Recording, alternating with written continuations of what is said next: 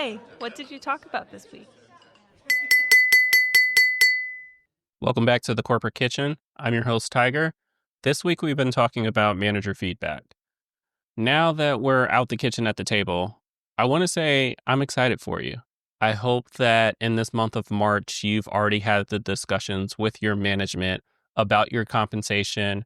If you're at a company that provides bonus compensation on top of annual increases, whether you want to call them merit, raises, or any other word that the company chooses, if you have performance-based compensation on top of that, I am excited for you. I know this is an exciting time.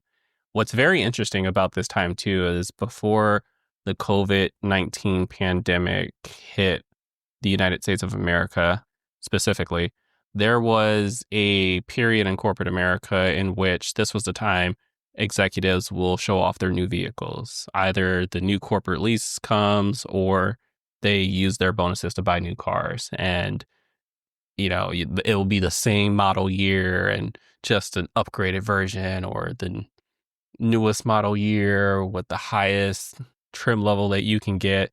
It was usually around the time where a lot of executives get their new cars, they drive into the office and you're like, oh, somebody got paid. And if they're getting paid, then at the same time, I'm hope this happens to you as well.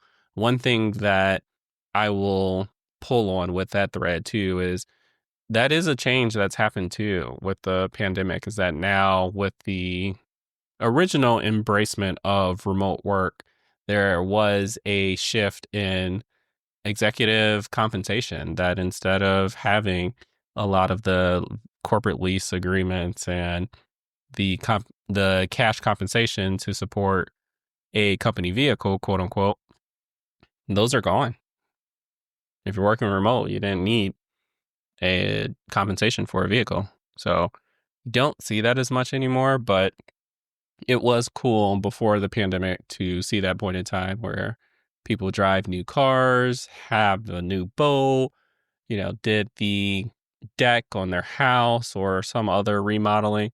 It's an exciting time when we get to the end of year reviews and we can talk about some compensation. So if you got a nice check, and I'm not talking about the one from the IRS, the one from the company that you earned with your well-deserved performance, congrats. I'm very excited for you. But now at the table, I think I have some examples for you. So the first story I want to lead with is from actually my very first opportunity out of my undergraduate studies. I joined a group at this time. We talked about goals a couple weeks ago and how there was a time that, and some companies still do that, where your review was measured on a quantitative scale. It's gotten more qualitative at a lot of companies. The company I'm at is a lot more qualitative than quantitative. But in my first opportunity, it was quantitative. I joined the organization obviously during the summer because I graduated in the springtime. So right after graduation, I joined the organization, completed the rest of the year, and it was time for my review. Didn't know what to expect because it was the first time of going through this review, but I did do the research, and the company had the policies and the compensation policy and the review process training available to all employees to get a little educated book wise on how this is supposed to go. But I didn't physically go through it. And in another podcast episode, we'll definitely talk about the difference between book smarts versus experience smarts, right? So I had the book smarts, but I didn't have the experience of going through this. This was my first one, had all the trainings, read the material to do the best that I can and be the most prepared I could be for this situation that honestly, I I couldn't be prepared for, or at least so I thought. Went through the review. The boss that I had at the time was, I would say, closer to retirement than to a midpoint in their career. Got the feedback, got the number for my salary increase, and also the number of my performance ranking?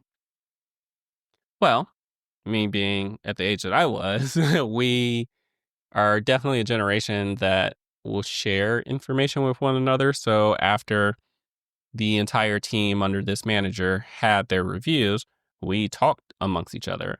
And I talked to a colleague, got their input as well. We compared each other's to see how personalized our performance review narrative was and did people get different rankings. What do you think happened? What do you think we saw? I'll tell you. We both got the same narrative, bar for bar, word for word, copy paste. And this is before the AI systems that we have today that would help write a narrative for you. This is the manager wrote a narrative, copy paste, copy paste, copy paste. We all had the same feedback. We all had the same quantitative score and the same merit percentage. So it was a little of a confused state, I would say I was in at that point in time, because it was my first experience of getting manager feedback, and it definitely rubbed me the wrong way because I felt as though since I didn't get personalized feedback, how would this person be even qualified to do that? Right? In my mind, I'm like, you're closer to retirement than anything else. And I feel as though the work you put out in your output shows that you're not willing to put the effort in. That was my initial reaction.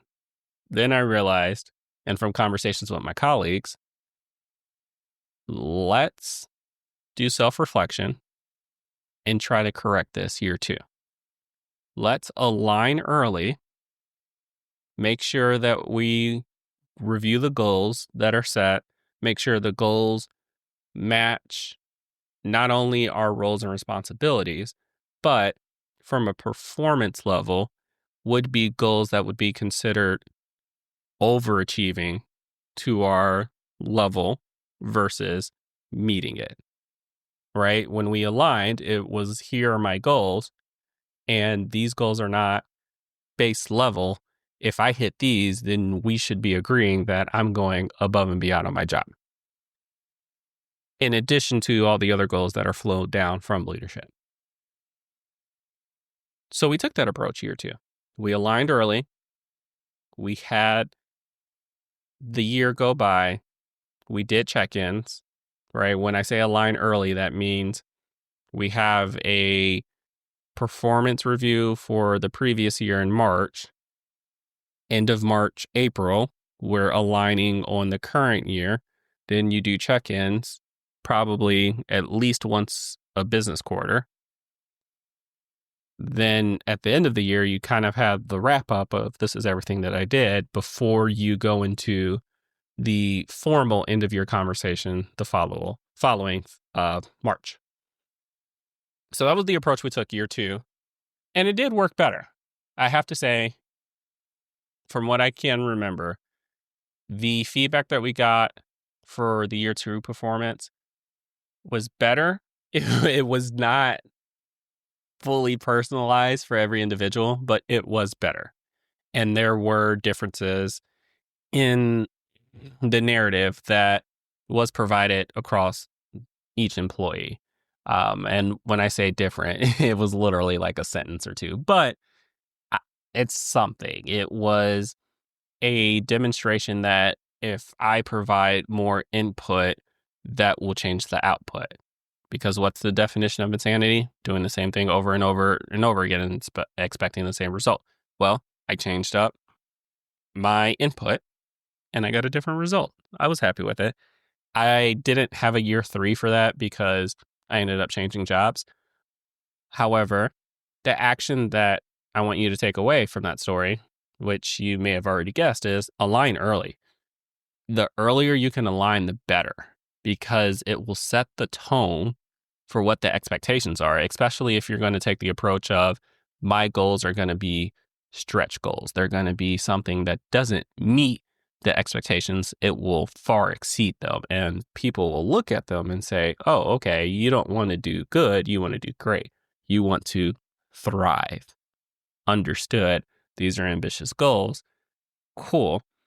And you can't wait till December to have a follow-up discussion. We all would have forgotten it by then. So you got to have those interim conversations to say, hey, I have these ambitious goals that we aligned on early. Here are my check-ins about it. Not only will it provide input to remind your manager on what you're doing, it's also a good opportunity for you to ask for help. I remember one of the goals that I had in year 2 that I put down was very unique to one of the projects I was working. And the check-in meeting I had on the goals, I used in order to ask for help because we weren't going in the direction that I desired at the speed necessary to meet the goal. So I needed to ask for help. Good check-in. Here's where we're at. Here's where I am. Here's where I would have wanted to be. Regardless, we're not there yet. So understood. So here's the gap left that I need to reach in order to hit this goal. Here's the help that I need to accelerate and hit the goal. Did that alignment, got the help, hit the goal. Everybody's happy. And it was reflected in the output the following year. So when you have the opportunity, align early so that you can set the foundation, lay the foundation, and set the stage for what the performance you will give is.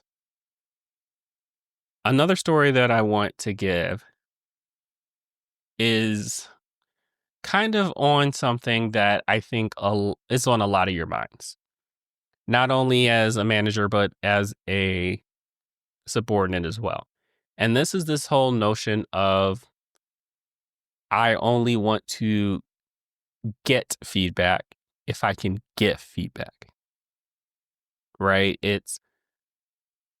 We talked about in the kitchen, especially with the steak, that you have to provide an input as a subordinate to the manager in order to receive output. The input is in relation to building the story to support your output from the manager to you.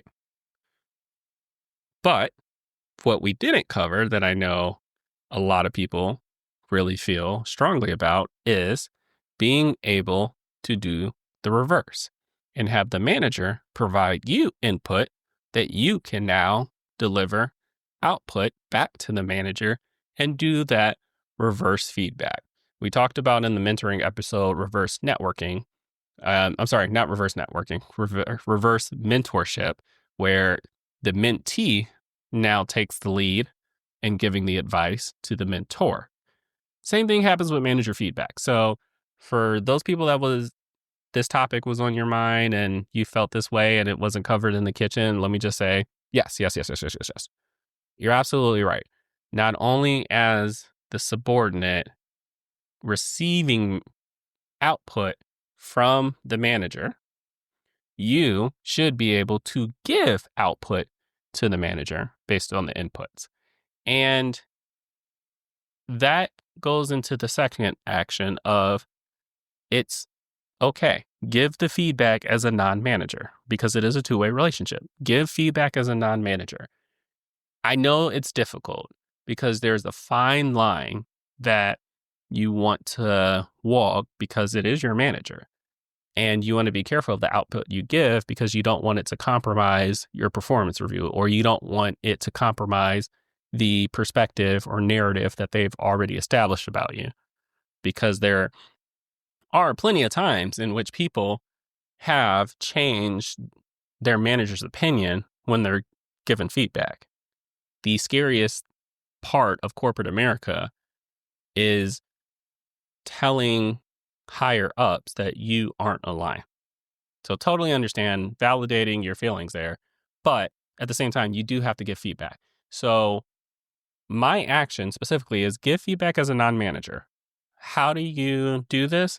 By practicing it as a non-manager, meaning you don't have to go to managers to do this. You can do this with peers. You can do 360 feedback with peers. You don't have to start with, oh, I want to be able to give feedback to my manager. Let me try to do it, even though I'm super nervous about it. No. Practice. Give feedback as a non-manager and make that a normal thing.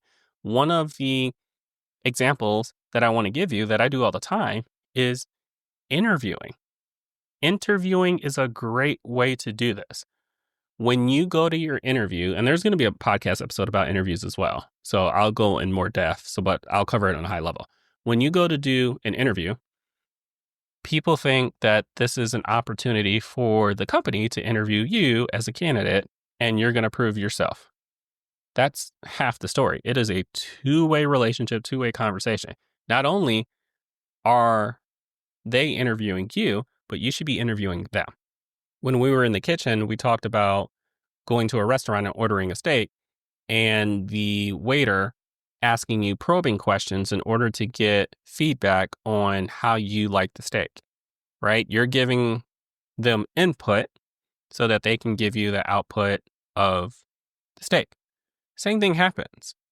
They're going to ask you probing questions, which is the interview questions, so that you can provide them input in the interview, and then they're going to give you output. Obviously, the most desirable output in that situation is an offer. But that's, again, not the entire conversation and not the entire relationship there. They're going to ask you probing questions for input, your input. You should also be asking probing questions for their input so that you also can provide output on certain things. The most obvious one, salaries, right? That this is to make it in the most simplest form and most obvious, you should be getting input from them to be able to give output on certain expectations. Most of the obvious ones is salary. If it's a job that requires you to relocate, it may be on relocation package, benefits, and expectations. Regardless, if you don't probe and get the input from them, you wouldn't be able to provide that output. And to have a successful interview and a successful conversation in which both parties feel gratified from the conversation and able to move forward, it has to be a two-way conversation. If it's one way, if it's dominated by the company interviewing you and you provide input to everything that they're doing and they provide output, it's a glass half full and you'll never be truly happy in that situation. And that's one thing I encourage everyone that I mentor and stuff that I did in all the interviews that I've ever had. One of the questions that I always ask in all of my interviews with a hiring manager is, how long do you expect to be in the job? Because if I get this notion and this feeling from their input that they're going to be a great person to work with, I would like to give feedback that I want to work with you for a while and understand that. Because if the input I receive from them with that question is, well, I've been here for X amount of years and I'm ready to change roles, that I know that I can go ahead and give the output now of like, okay, so who am I truly working for then? And let's reassess and realign, because now I need to give feedback on whose team am I working for? Because this is not what you've outputted to me when you probed me on all these questions and decided to interview me. We're not aligned yet. So can we figure out how to do that? So definitely one of the recommendations that I have when you do your interview. There's also a second level of interviewing that I want to get more into and about, and I have an example for you. You have the interview to come in, but there's also an interview to leave, which most corporations call an exit interview. It's not something that's necessarily formalized everywhere. Some people have it formalized. When I say people, companies, I mean, have it as a formal thing. Some have it as an informal, others don't at all, and some are like by request only. And the purpose of the exit interview is just an opportunity that if you take advantage of it, could be the formal version of the reverse of the standard manager feedback. An opportunity for you to now take the lead and make the priority in the conversation you now taking the input of all the time that you spent working in the team and providing output feedback to that manager. It's not a time for you to rant, even though some people do that and say how terrible things are. But it is a nice, corporate technique to be able to provide some feedback. And I used it one time when I put in my notice and had to tell my manager that I was actually leaving the company. It was interesting because we got in a disagreement when I was providing some feedback on the idea of career movement. I had an understanding and appreciation for people that moved around. When people who moved around every 2-3 years, I understood. My manager at the time did not, and that's where our disagreement came. And it was, to me, a great conversation, despite it being like a near disagreement argument. It was a great conversation because now I understood a little bit more about that manager and that manager's perspective on career development. It also helped validate my decision to leave the company because I didn't know that. I never had that input from this manager to be able to detect that that was their vision of career development and career advancement, which at the time, and even now, I would not be aligned to. So it validated my decision to leave. Just having that interview and being able to get feedback helped me understand that the decision I made was not a mistake. It was smart to leave, and it was the best thing that could happen for me. So if you can have an exit interview when you're leaving a role, you don't have to be leaving the company, but if you're leaving a role and going to a new role, have it. It's an opportunity to formally give some feedback to the manager, and you may learn a thing or two in that conversation.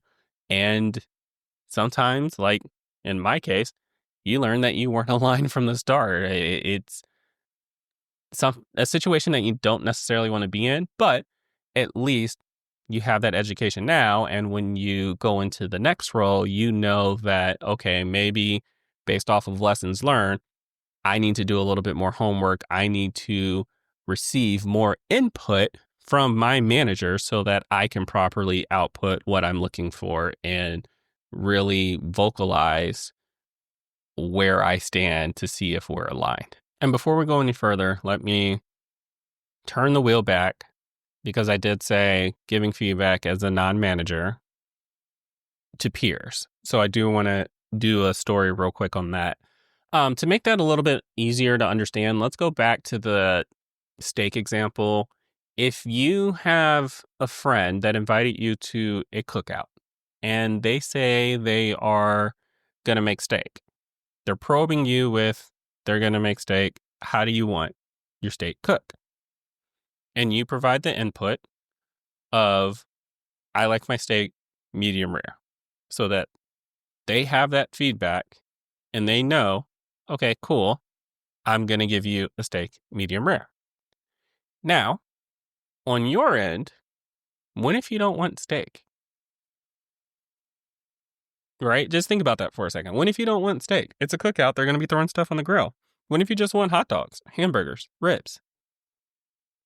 Now, you have an opportunity to ask the probing questions to get the input from them, and they are going to provide you input so that you can give the proper output.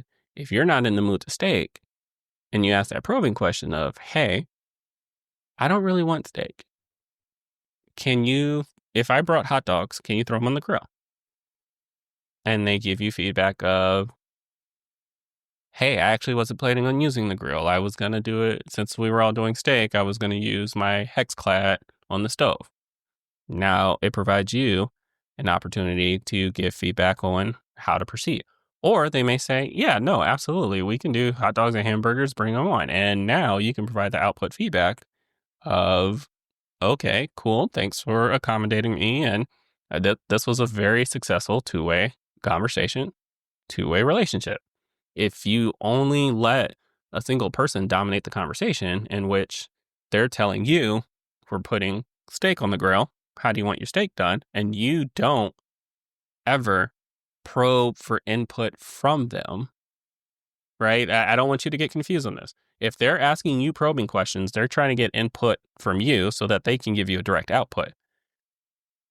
If you accept that, you're accepting their perspective. Just like in an interview, if you don't ask them questions, you're just accepting whatever they're asking.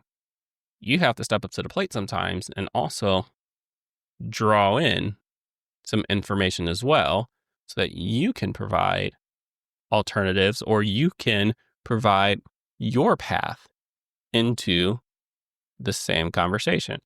Hey, is anything else going on the grill? Can I bring something else to go on the grill? Cool. Got it. Now we both got what we want. They're based off of the questions they asked. They understand how you like the steak, but the output that they are going to give now is no longer steak. And it's not because you gave input on you didn't want steak. It's because you you came up to the plate and you asked probing questions so that you can provide the proper output. That conversation of not having steak wouldn't have happened if you don't probe them as well. They have to tell you, yes, we are using the grill. Yes, it is available. Yes, right? You can bring something else. Cool. Now you're giving the output of, all right, let's put something else in the grill. And they're like, okay, cool. And everybody gets what they want. With that alignment, everyone gets what they want. Last story alert. We'll do one more story and then we'll wrap this up.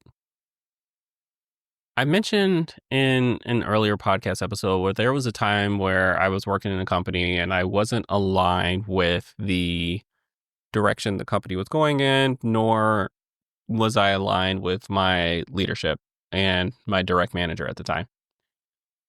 I was not happy. I did not come to work happy. I wasn't happy with my job. I wasn't happy with the company.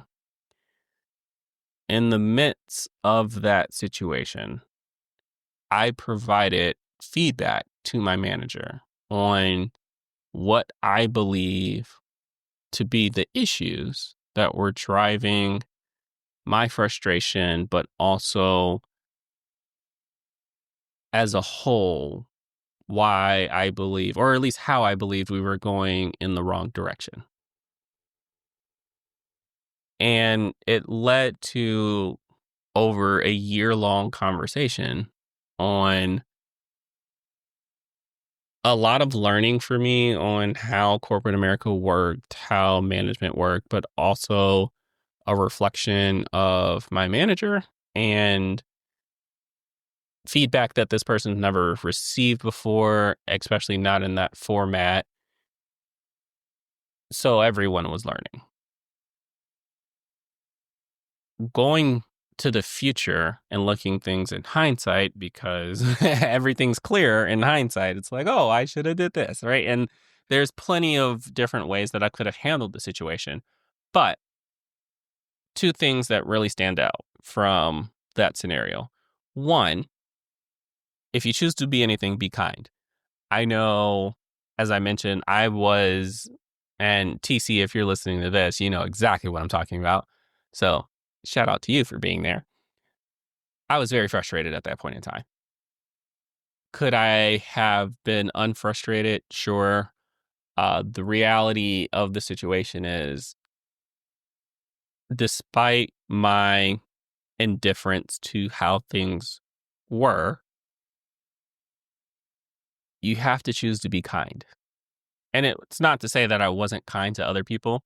It's that people are a lot more receptive to kind. People are a lot more willing to help you when you're kind, and not just kind towards others. Because like I said, it wasn't like I was being rude to other people. It's kind-hearted and open to sharing your heart, right? If you're in a state of your body, your face is showing that you don't want to be engaged, no one is going to reach out their hand to help you. This is the same mindset that you have to have with your manager, that although you may not be aligned to what's going on, you cannot show and present a state of not being open to a conversation. The nonverbal communication that you give off will speak louder than the actual verbal communication. When we talked about introductions in the very first episode, if you come into that conversation hot before even speaking and your body gives off frustration,